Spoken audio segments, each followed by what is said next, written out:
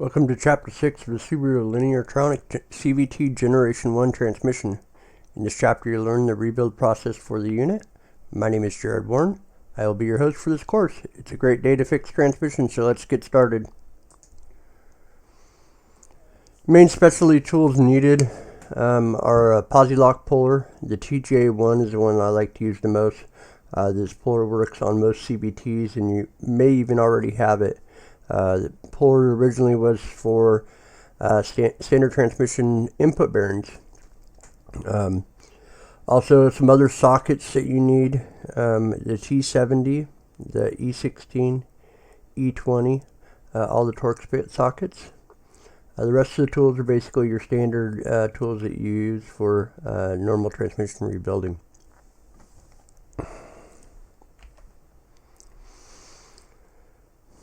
Alright, so kind of breaking this transmission down, we have the bell housing up front here with the differential in it.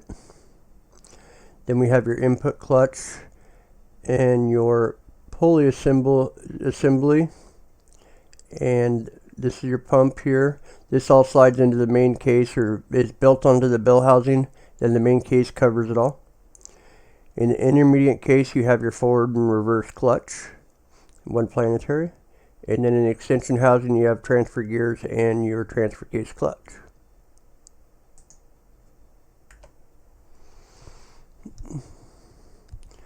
So I kind of like to, when I disassemble, I also like to check the clearance on the clutch packs and the end play.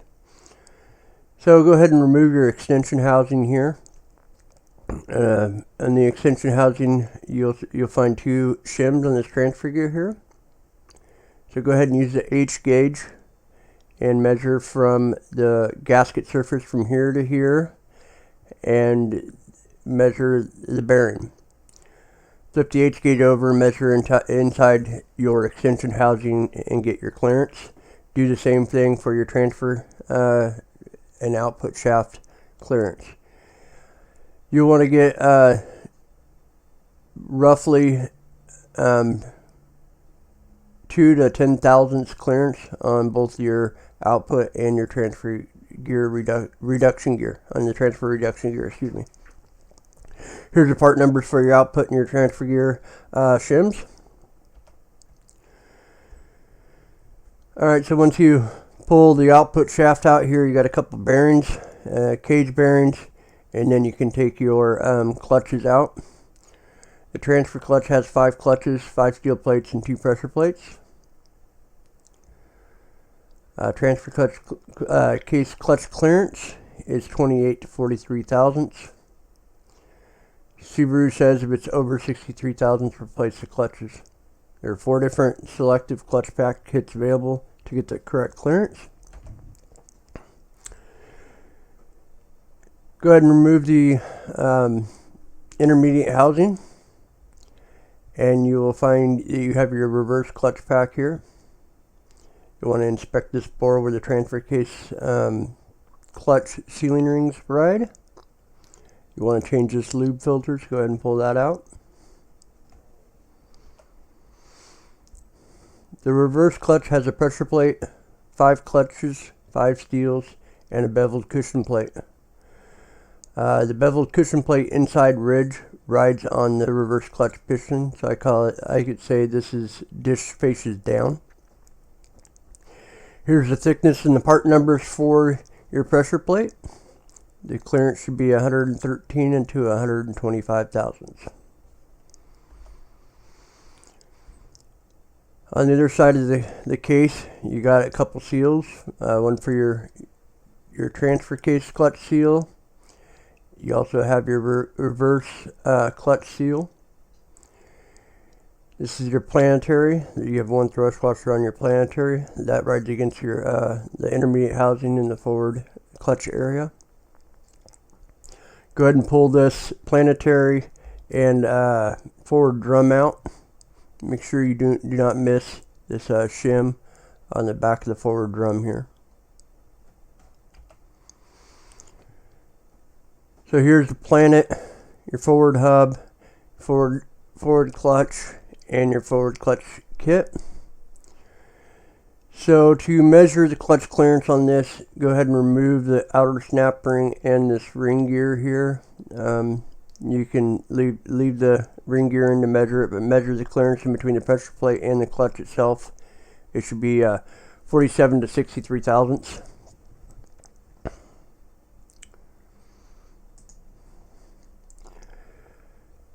After you get your forward clutch drum out, your forward clutch drum rides in this area right here, and you can remove this snap ring, and then this bearing retainer with this gear on it is right here.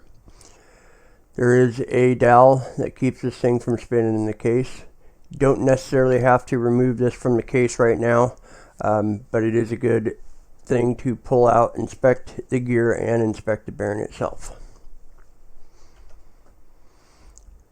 Let's remove the valve body. So you go ahead and pull the pan off, pull the filter off, nothing special there. Go ahead and disconnect this the electrical connector right here. Remove all your valve body bolts that are marked with an X. And we have one longer bolt in this location here to note that for reassembly. After you get your valve body off, we have two tubes that need to come out. This plastic tube here has two O-rings on it, and then it has a steel tube right here that also has two O-rings. So go ahead and pull those out of the case and out of the pump housing. The case will not come off without removing these. Remove the main section of the case, separate it. It usually slides off fairly easy once you get the RTV broke free. Excuse me. So now we got the pulley assembly. Go ahead and take your puller and attach it to your secondary pulley. You want to catch right on this lip right here. I like to use the PosiLock TJ1 puller. Pull on the puller and it's going to create slack in this chain right here. So when you have slack in the chain, go ahead and remove the chain guards here.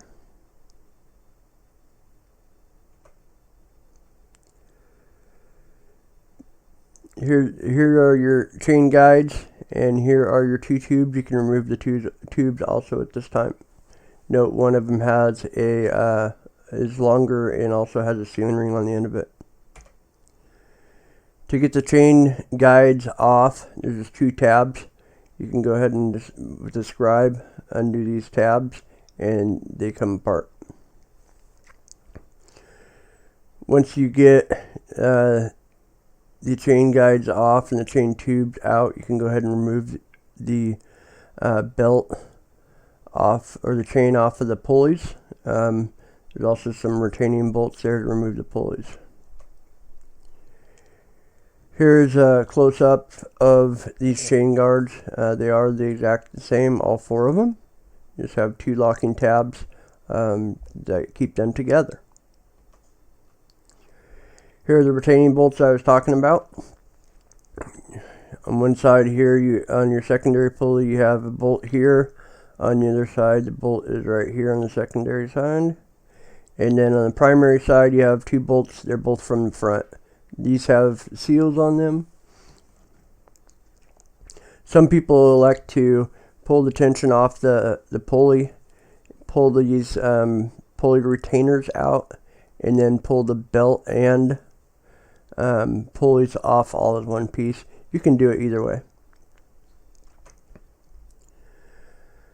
Alright, so now we got the pulleys out of the way. We have a seal here in the secondary shaft. You also have two tubes here. Aluminum tube has two O-rings on it, and the steel tube also has two O-rings on it. Remove all these E-Torx bolts, and you'll find the pump and the pinion. Note the teeth on the pinion shaft here.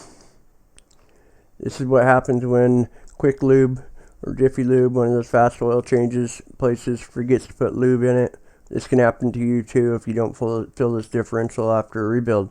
So make sure you get your diff oil filled. This so far has been the most common complaint I have found on this transmission, besides the torque converter lockup issue, is a failed diff from no oil.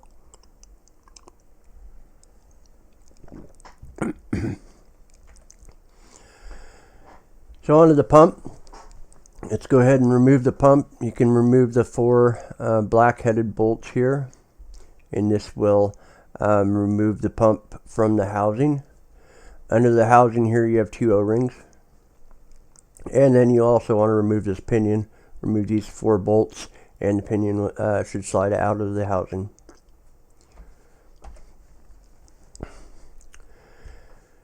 On the other side of the case here, we have another O-ring here. Don't want to misplace that. I always like to remove this steel tube and clean it out also.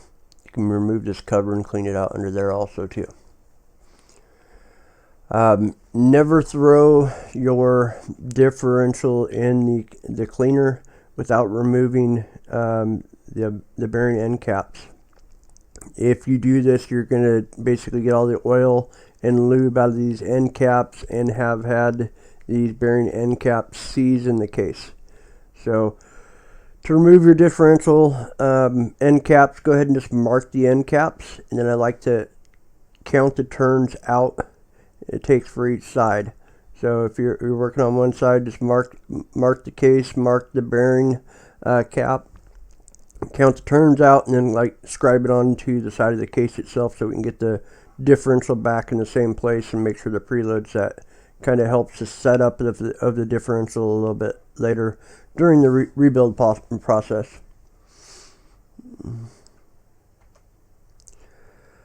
Now we're going to turn the bell housing over and work from the front of the bell housing. Right here is this pulley chain cover, pump chain drive cover. So you can remove these 12mm headed bolts right here. And there's pry spots right here, these little tabs. You can pry this off, and you're going to find your chain on the back side. There's some snap rings under here that hold this in, and there's a snap ring right here that holds that in. So to get your chain off, just release both snap rings, pull the gears off, and then check your bearings. We'll make sure we don't have any pitting. Make sure the bearings are smooth and no end play problems with the bearings. Then we removed all these outer bolts right here and pried off the front support. You got some more E-Torx bolts here. You can remove that to remove the stator. On the stator you have a sealing ring here. Over on the case side, you have an O-ring on the input shaft on the end, and then you also have a sealing ring down close to the bearing. 2 more O-rings over here on the left side. On the back side of the support you have some shims, so you want to keep these marked and together with your rear cover. It's not labeled here, but there's a seal right here. It's labeled on the rebuild section in part 2 on the assembly.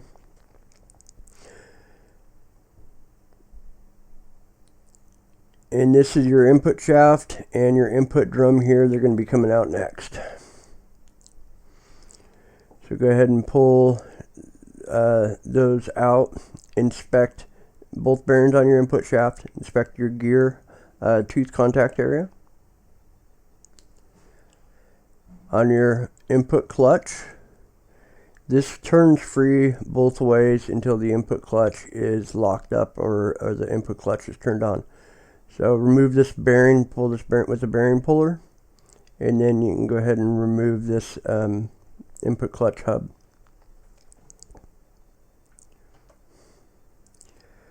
The input clutches are a different clutch than I've ever seen before. There's no clutch material on them. It's straight steel to seal. I always found this very interesting on this unit. Why they did that, I'm not 100% sure. But this clutch is applied at very low RPMs, and it's always applied. Nothing controls it. There's pressure right straight off of the main pump. So go ahead and inspect your clutch clearance. This time I like to inspect it as I disassemble to get the correct pressure plates and stuff when reassembling. We should have 94 to 110 thousandths. The input clutch As I said, there was no clutch material on it. That stacks with, let's see here, it has a beveled on the end. This here is a beveled, so the small section is in against a piston. So dish down, I call that. And then you will stack up like a normal clutch pack, externally spined steel plates and internally spined plates until you have 6 externally spined and 5 internal plates. Top it off with the pressure plate, and you have your input clutch stacked up. Alright, so we're going to go ahead and break this down a little bit. Here's our forward drum here. So the forward drum has a snap ring, a ring gear, then it has one more snap ring here in the drum. You also have bearing. These little marks here show which way the bearing goes. So the big side of the bearing goes down on this one, and then on this other bearing farther down, you have a spacer, then you have another bearing, it's flipped over the opposite way. Go ahead and remove this pressure plate and your clutches and your piston. Put new seals on your piston, of course. Go ahead and press that back together. Snap ring on it and all that great stuff.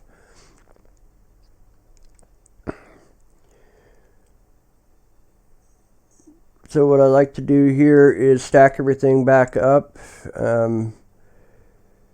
Measure between 47 to 63 thousandths in between the clutch and the pressure plate itself. There's 4 different pressure plates here to make your clearance correctly.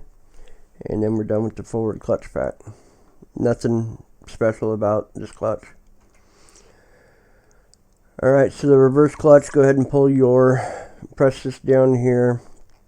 Pull your spring retainer out of it. Pull your piston out of it. Go ahead and replace that. Piston is a bonded piston. Some of them, I've been told, had lip seals on them also. I've only seen the bonded piston style. So go ahead and change your piston and seals. Go ahead and put the spring retainer back in. We want to put this dish faces down here, and then we have a steel plate, then clutch, of course, until we installed 5 clutches, pressure plate on the top of the clutch, and then the snap ring.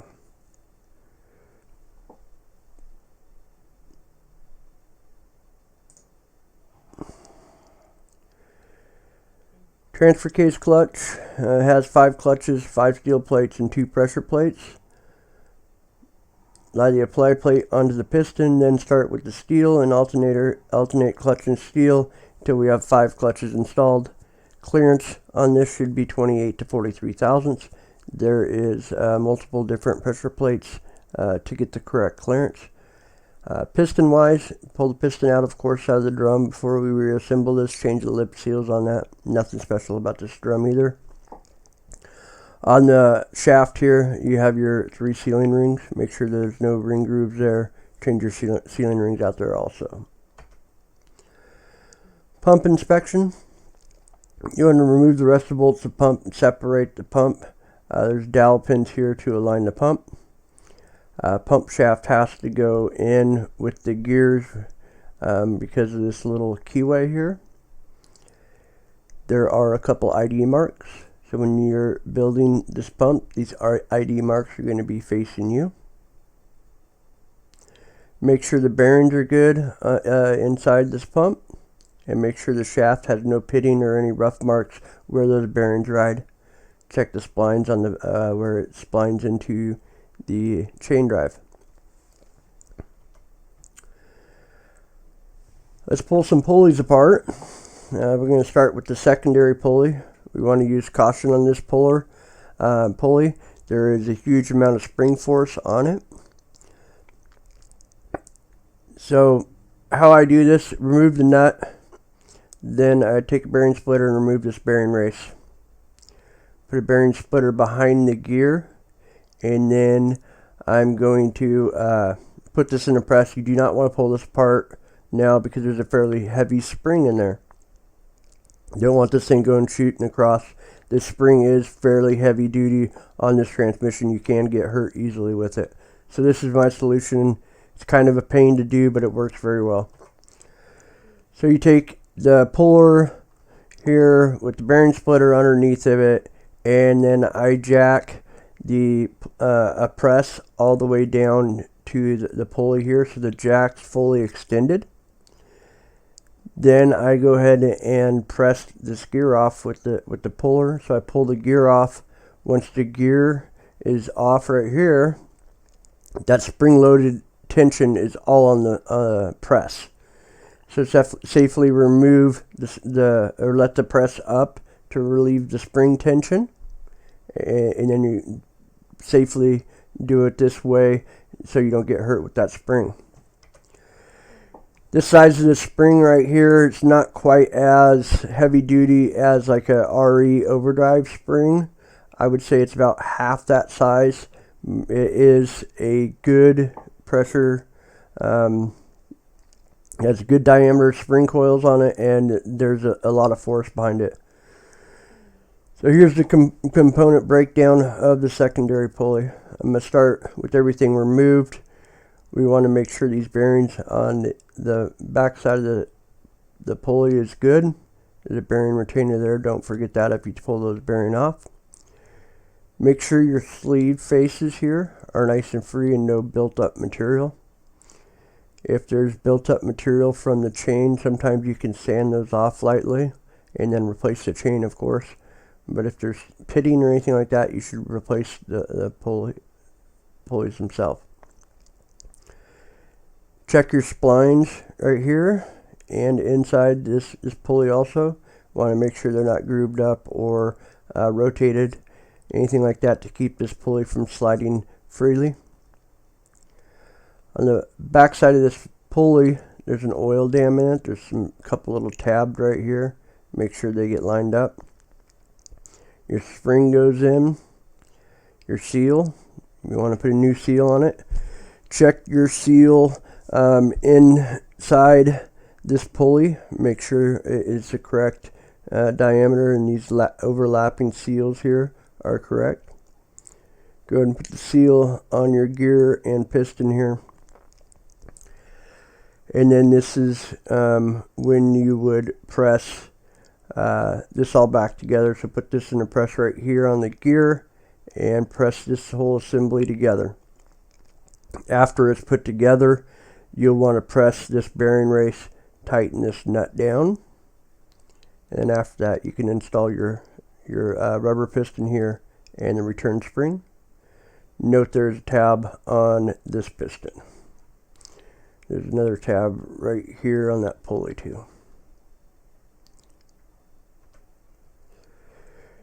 Here's kind of blowing up what we were talking about already on the tabs. So make sure these tabs right here are lined up correctly. And there's two tabs on this piston.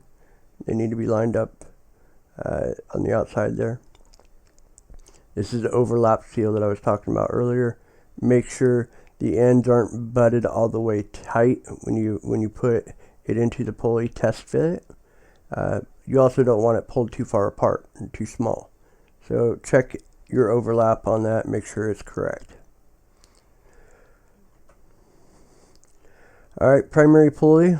We do not have to worry about a big spring in there. There is no spring in this pulley. For the most part here, we just remove the nut. Go ahead and pull this bearing off. Here's the bearing splitter. And then you have your retainer here. Pull that, get that all the way. This shell is pressed on tight right here. So this is what's holding it together, this press fit. This piston is held on right here, right in this area here is where this,